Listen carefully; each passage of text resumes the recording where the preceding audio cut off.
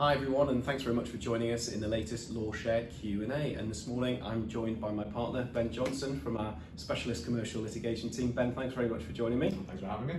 And today we're going to be focusing on partnership disputes. Obviously we're in a partnership here at JMW. Many of our members will be partners within their own right, within their firms. And we'll have a number of clients that will occasionally have partnership disputes, which is what we're going to be focusing on. So I guess getting straight into it, Ben, is it possible to avoid partnership disputes? Unfortunately not. However, good corporate governance may be able to reduce the likelihood or at least provide a framework for partners where disputes do arise. With a partnership, whether that is a traditional partnership or a limited liability partnership, an LLP, the governance is most commonly provided by a written partnership agreement between the partners. It is sensible to review the partnership agreement every few years to ensure it still adequately deals with the circumstances of the business at that time and for the foreseeable future, such as admitting new members, how the partnership is managed, meetings and decision making, members' duties and restrictions, expulsion and entitlements of the outgoing members as well. So is it possible to remove a partner? Yes, but to do so lawfully, the removal would have to accord with the partnership agreement. So it's worth checking the agreement contains an express power of expulsion. If there is no clause, there are two options. One, come to an agreement with the partner and negotiate exit terms. This would usually be in return for a payment. Or two, the nuclear option, and one which most partnerships will want to avoid, is to dissolve the partnership. So if there's no power of expulsion, which you touched on having a clause in there, and the partners can't agree exit terms, does that mean the partnership will be dissolved? Not necessarily. When considering the nuclear option, there's no guarantee the court will agree, and the court may not grant winding up. There was a recent case where two partners had a partnership. From the outset, the partners had informally agreed between them that partner A would buy out partner B if partner B ever wanted to leave. However, when partner B came to leave, he wanted the partnership dissolved instead.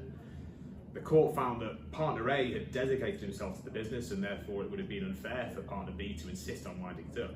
So the court can take into consideration factors such as whether it is just and fair to wind up the partnership, including any impact on third parties and employees and customers, where expert valuation evidence supports that the price payable under the court order is the same as partner B would have reasonably expected to receive from partner A for a share of the partnership, and the court can act on equity. So if partner A indicates a willingness to pay more for partner B's share and the sale would produce a greater financial return than indicated in any valuation, then that would also apply.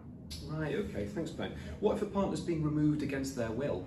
Well, if the partnership does not lawfully have the right to remove the partner, they can seek to assert their rights and bring a claim to have the partnership dissolved. Alternatively, if they're a partner of an LLP, they may be able to bring an unfair prejudice claim pursuant to Section 994 of the Companies Act. Although that remedy is more commonly associated with shareholder disputes in companies, it can apply to members of an LLP as well. Right, I see. So can a former partner be sued? That depends on the makeup of the partnership and the timing of the exit. A traditional partnership isn't a legal entity and therefore any litigation would be against the individual partners. Conversely, an LLP is more akin to a limited company and is a separate legal entity that can be sued. So, although similar to a company, LLP partners' liabilities are limited. A judgment can only be enforced against partners, though, who were in the partnership at the time the cause of action occurred. And there may be indemnity clauses that continuing partners should be aware of. Thanks ever so much, Ben. Well, fabulous insight, really comprehensive, and thank you for giving up your time to speak to me today. I'm sure a number of our members will be very interested in what you've had to say, and please do get in touch with us if you've got any queries regarding today's Q&A. You'd like to perhaps contact myself or Ben regarding what you've seen, or you have a client that you'd like to refer with a partnership dispute. You know where to come, lawshare@jmw.co.uk. Thanks ever so much. Thank you, Ben. Thanks.